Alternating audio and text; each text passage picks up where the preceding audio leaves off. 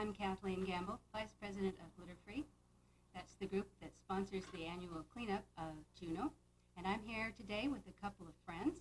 We're going to talk to you about the annual cleanup. We're going to talk to you about litter. And we're going to talk to you about keeping Juneau clean and how you can get involved in that. Litter Free is an all-volunteer, privately funded organization that started in Juneau about 1985. We have an annual cleanup, and this year it will be May 6th and 7th. The big cleanup is on the 7th. You can get involved in that cleanup, and what we're talking about when we say litter is things like, we have a picture, I guess, of some litter by J&J Deli. Can we show that to the people who are watching in our viewing audience? Take a look around and see where you see things like this laying around on the ground and the places where you like to play. And on litter-free cleanup days, we are going to pick these things up in our public areas. That's along the roadsides, in the parks, on the beaches, and anywhere that is a public area. Now, this is not a time to clean out your garage or your own yard, but we do want to pick up around Juneau. We are concerned with roadsides in the parks, but the other thing that we are concerned about is what we call marine litter. That would be litter in the ocean or in our streams. Litter Free also has a program which is called Adopt a Stream. That's led by Scott Fisher, and if you want to get particularly involved with the Adopt a Stream program, you can call Scott at 586-6780. I guess we have a little clip for you about marine litter, and we'll show people picking up some litter around our beaches, and maybe we'd like to take a look at that now. Trash is accumulating in the oceans. Boats and animals are getting entangled in the trash. Birds and fish are eating trash. And an increasing percentage of this trash is plastic. Plastic degrades very slowly, so the bags and bleach bottles dumped today will still be around years from now. Yet the amount of plastic being produced and consequently dumped is increasing dramatically.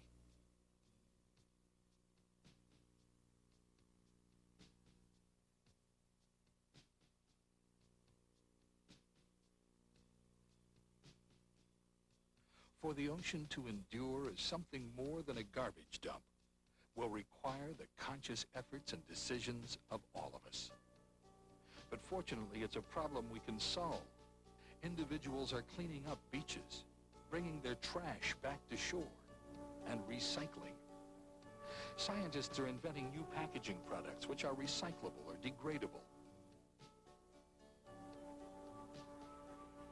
Governments are passing laws which will make it unlawful for boats of any size to dump plastic at sea.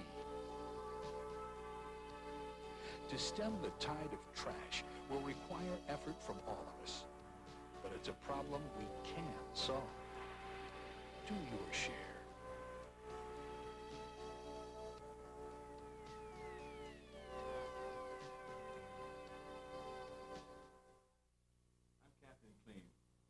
Today I'm here with my group, members of my clean team, Jonathan, Matt, Claire, Lisa, and Gussie. You guys see that trash in that video? Mm-hmm. Yeah. Wasn't it ugly? Yeah. What kind of things did we see? We saw coat cans and lots of garbage. Yes. Lots of marine litter, isn't it? That's very dangerous. Do you, any of you ever seen people throw garbage off their boats and all that? No. No? Well, that happens a lot. That's where all that garbage came from. Somebody had to do it. And it's not our animals doing it. It's people. Okay? You know, the marine setting is not the only place where we see a lot of litter. We also see litter in places like Here. street. Right, here. Isn't that right? Where have we seen litter? You've seen lots of litter in the street. We've been to parks and places? Wait a minute. I saw cans and stuff on playgrounds and things that are squished. playgrounds. Yes, we see litter in playgrounds. Yes. I went on a hike and I saw a lot of litter down in this one place around a tree. You know, Captain Clean has been on a lot of hikes lately, too, and it's atrocious out there. There's lots of litter everywhere. On our playgrounds, in our parks, on our streets, on our trails. Lots of places. Well, I squish my Coke cans, but I don't keep them where I squish them. Where do you throw them? In the garbage. That's right. You stash your trash in the trash can, right? Mm-hmm. Okay. Can Well, I say something before anyone else interrupts? well, please. Well, if it's on the street, cars would smash it. Well, yes, cars do smash it, and it's still ugly. It's not the place for it to be, is it? Our garbage is not supposed to be on the street or in our oceans or in our streams and all that, is it? It's supposed to be in the trash can. If it's in a tree in the street, it would get washed away. Well, it doesn't just get washed away. It gets washed further downstream, and it ends up in our oceans and all. And that's not good. So we need to clean it up. What about underground? See, there's stuff somewhere underground. No, we don't want to stuff it underground either. There are places that we can dispose of it, okay? So what we want to do is we want to learn how to prevent our litter from getting underground. And, you know, we have to do something about the litter that is there already. You know, there are many ways that we can help by keep our environment clean. One is by not littering. So, and as members of the clean team, we promise that we're not going to litter. Is that correct? Yeah. Okay. Not only are we going to promise that we're not going to litter, we're also going to help pick it up whenever we see it. Right? Okay. I see squished Coke cans and stuff, that beer cans down at the beach. Me too. Well, I know that members of my clean team aren't putting it down there, right? Right. Oh, that's right. So what we're going to do is we're going to help pick these things up on Saturday, May the 7th, right? I want you to get all of your family and all of your friends together and help me out. Because Juneau's a pretty big place, and Captain Clean can't clean it all up by himself. It has to be done with everybody's cooperation. I have a game called Save the Forest, and we try to pick up all the trash. Well, let's try to do that for real. Not just May 7th, but every day. We want to keep from throwing our garbage on the ground, and where do we want to put it? In the trash. That's right, in the garbage can. You know, every year, Litter Free has a cleanup day. And I'm sure we have all seen these bags on the side of our road. And that's what we all use to put our garbage in. Now, I want you all to be safe and be with an adult when you do this, okay? Also, when you see aluminum cans, those are recyclable. That's a renewable resource. And we need to do our best to save those. They're worth something. And to recycle them. And as we recycle them, what I want you to do is to try to separate them. If everybody can try to separate their aluminum from the rest of their garbage, we can make it a recycling effort with our aluminum. Also, if you can keep the cans intact as they are, instead of crushing them, they're easier to bale. Okay. Captain Clean recently had an experience with some cans. Why don't we take a look?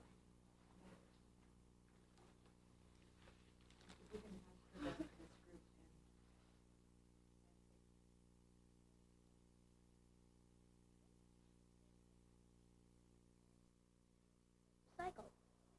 First, the aluminum cans get crushed and shredded.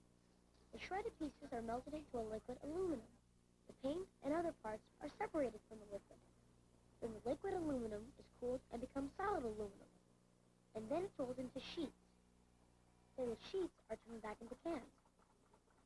After they paint on decorations and labels, they fill them with soda and put the top on. And a can is a can again.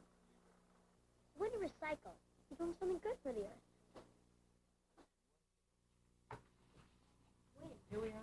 All right.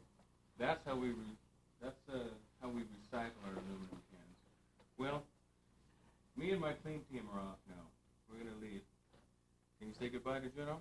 Bye. Okay, let's go.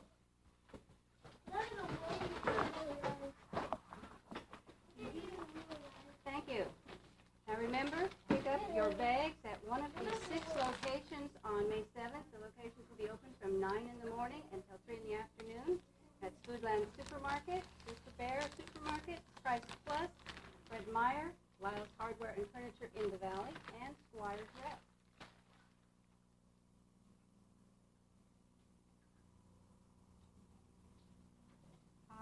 My other friend here with me today is Greta Garbage, and she's going to talk to you just a little bit today about what causes litter, what causes garbage, and what you can do to cut down on it. Thank you, Kathleen. The first thing I'd like to mention is something that's very special about Juneau is our bears. But 2 years ago, 21 of our bears were killed because of garbage. The bears are attracted to human waste, and they're hooked on garbage.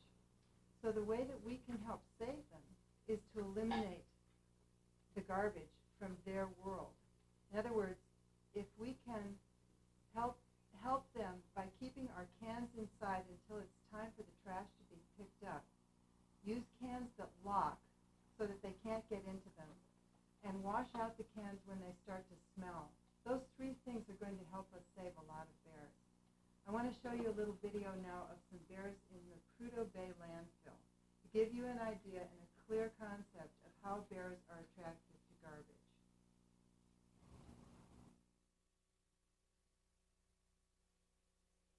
This tape was produced by Glenn Miller, DEC Solid Waste Program Manager. It is a sort of screen test to see how garbage bear problems might be publicized.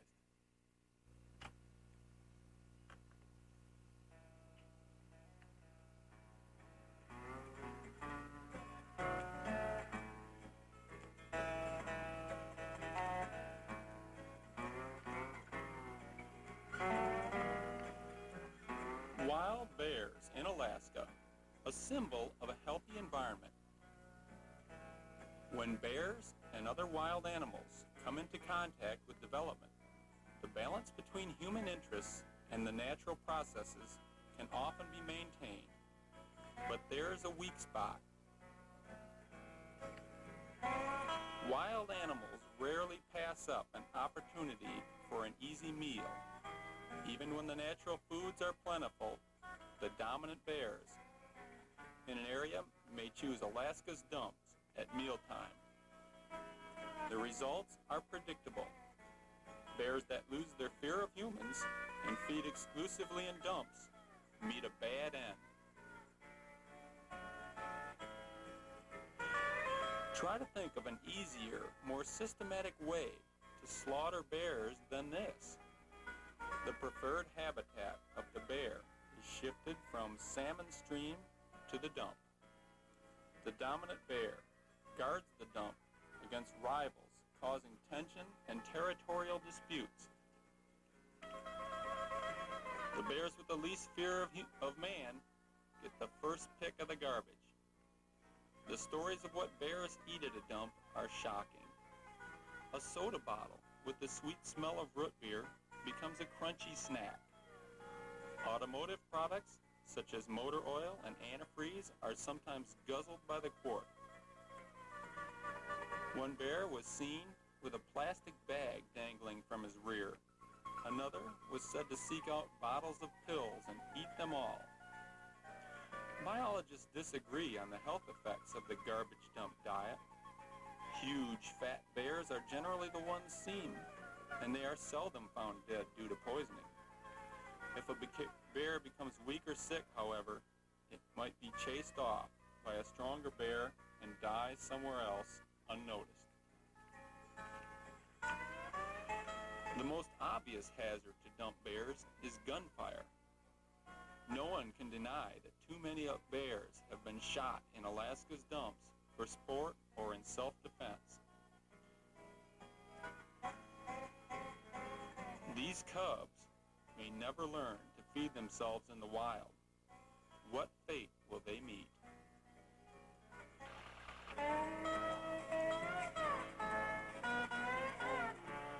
Could these be the spotted owls that hold back development in our great land?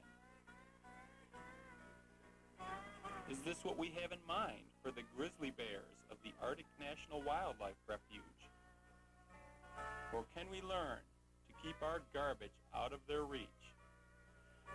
The huge populations of bears in the lower 48 were slaughtered largely because they were attracted to human food sources. Maybe it's not possible to keep them here either.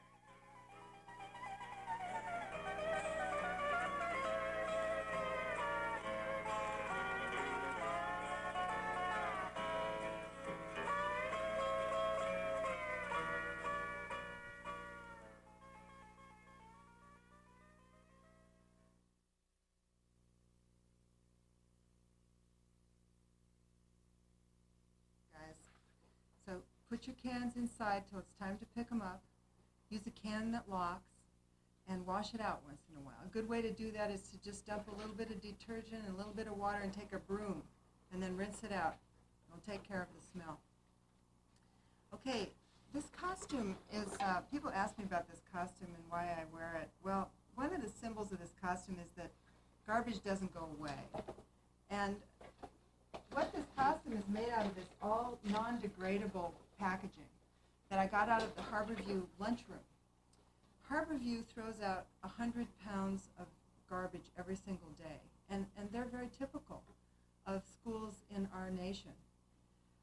If you think about that for a minute, it means that there are 5,000 kids every day in Juneau that are throwing out trash. And if a child starts kindergarten and goes all the way through the 5th grade, they're going to eat about 1,000 lunches. So that's 100 pounds a day for a grammar school. And it's about 9 tons for Harborview every year. And of those 9 tons, 3,000 pounds are untouched food, food that hasn't even been taken out of the packages yet. So I'm trying to get people to think about this idea. And one of the things that I want to show you is a way that you can cut down on this garbage and reduce the garbage. We have the 5 principles of reduce, reuse, recycle, refuse, and respond. So let's start with reduce, reuse, and recycle. And here's an example of what you can do right now today. Oh, it looks like we've got some graphics. Could we see those graphics again? Those were great. I don't know if anybody, okay, this is a graphic of how much trash is made by 10 kids in a month if they're eating disposable lunches. Okay, let's see what else we've got. Here's a graphic of what 10 kids make in one lunch of disposables, okay? Let's see, there's what happens in a week if kids eat disposable packaged lunches. Okay, that's just 1 week's worth of trash for 10 kids. Okay, this is pretty impressive. Can I get the camera back on here? Oh, there we go. It's a month's worth of trash. Okay, that's what happens when you just keep eating out of packages. Here we go. All right, let me just show you. There's a concept here. Here is a disposable lunch, and here is a reusable lunch. I call this the earth lunch, and this the disposable lunch. Let's see what's in here. Chips.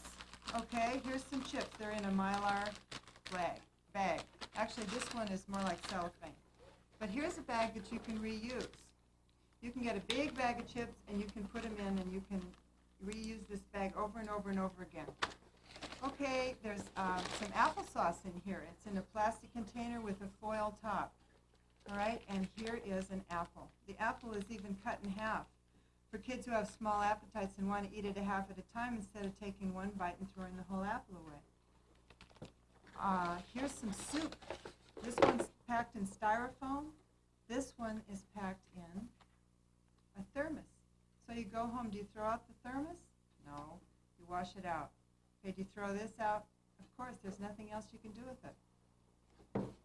Okay, how about a little juice? Here's another way to take your juice. Just rinse this out, whoops, when you're done. instead of throwing this out. There's nothing we can do with this. It's made out of paper, it's made out of metal, it's made out of plastic. There's no way you can take those things apart and reuse them. Okay, how about crackers and cheese? Here's some crackers and cheese.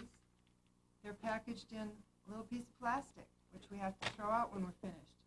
Here's some crackers and cheese put in a reusable container. This actually had something else in it. We're reusing a container that we got. It has crackers and cheese in it too, from bigger packages. Okay, and what's the last thing in here? Oh, it's dessert. Okay, you can get an individually packaged dessert like a candy bar or a cookie, or you can take them out of a big package or even bake them yourself and put them in a reusable bag. And then while you're at it, you're going to need a spoon, so why not use one that you can use again? This one's made out of metal, this one's made out of plastic. And how about a napkin? This is a paper one, this is a cloth one.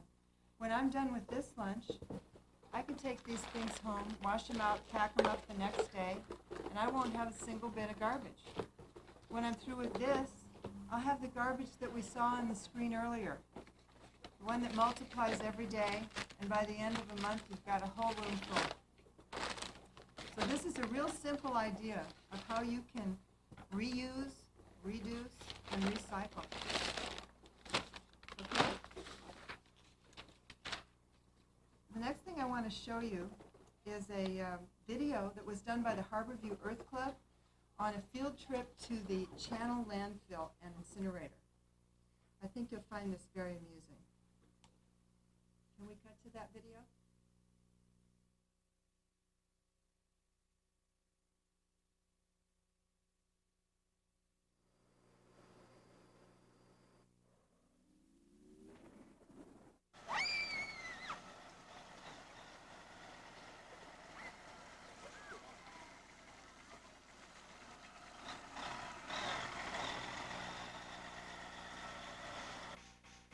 The Harborview Earth Club is here at Channel Corporation to find out what happens to trash when we throw it away. 72 tons of garbage a day is brought to the incinerator and landfill by the collection company Aero Refuse. That's about 5 pounds per person per day.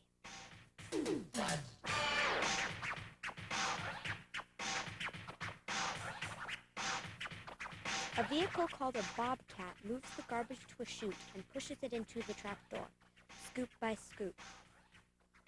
After it goes into the trapdoor, the garbage is carried by machinery to be burned in the incinerator. Right now in Juneau, we burn almost all our trash, and it's awfully smelly.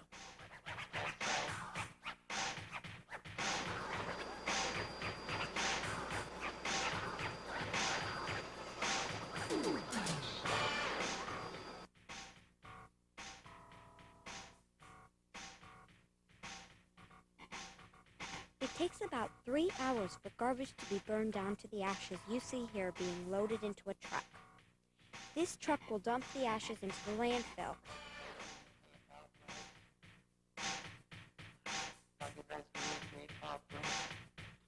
This big gray machine is the incinerator. It's basically a giant fire pit with filters, which burns at 13 to 1400 Fahrenheit. Smoke and poisons are filtered out from our burning garbage by ESP, which stands for electrostatic precipitation, leaving mostly steam and ashes. ESP works like static electricity that makes your laundry stick together in the clothes dryer. As you can see, there is tremendous energy here which can be saved and used to heat buildings or run machines, but we in Juneau haven't figured out how to save it. This giant fire burns 24 hours a day, 6 days a week. In the summer, the cruise ships bring another 13 tons of trash a day, so the incinerator burns 7 days a week instead. Here are the ashes which have just been removed to finish cooling before they are buried. Look at all this garbage and what happened to it. These things were made from our resources like trees, metals, and oil. It took lots of energy to make them.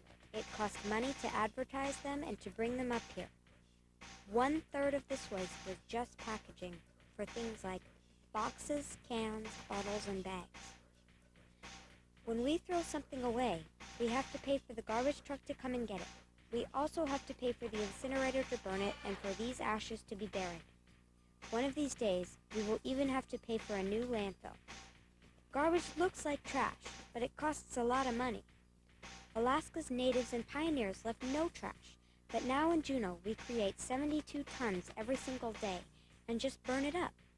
That's twice the garbage we made 35 years ago. Wow! Does this seem right to you?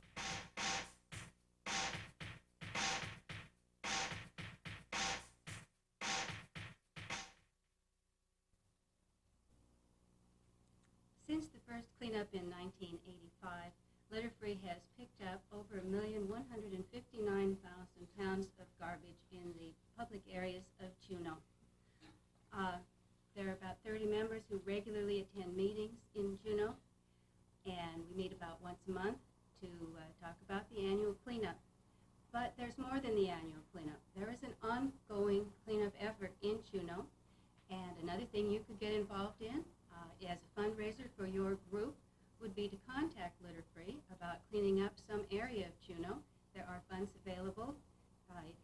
If your group needs to raise a little money, you contact Randy Hurt at 790-4033. He is our president, and he will set it up with you and your group to clean up an area of Juneau and make a little money. The key here is get involved. Number one, annual cleanup is May 7th. May 6th, some of the students will be cleaning up areas around Juneau. Last year, there were 1,207 volunteers, including 550 students. Remember, get your family out there on Saturday, May 7th. Pick up your bags at one of those 6 locations: Foodland Supermarket, Super Bear Supermarket, Price Plus, Lyle's in the Valley. Who have I missed? Oh, where's our sign? We have a list of them. Can we have graphic number 2? Okay. Here they There are. it is. There you go. There we go. Foodland. One of those 6 locations. Get your yellow bag there. You can get involved in the Adopt a Stream program. Contact Scott Fisher at 586-6780. You can become a member of Litter-Free. You can give Karen Brown a call at 463-3877 and learn when the next meeting is going to take place, and you can go there. You can have Captain Clean come and talk to your group. If you want to have Captain Clean come in and talk to your group about litter, you can contact him at 364-2733. And I want to thank my friends, Captain Clean and Greta Garbage, for being here with me today. Well, you're welcome. And I want to say I'll see you at the cleanup on May 7th. And I'd like to say, think about it. And remember, stash your trash.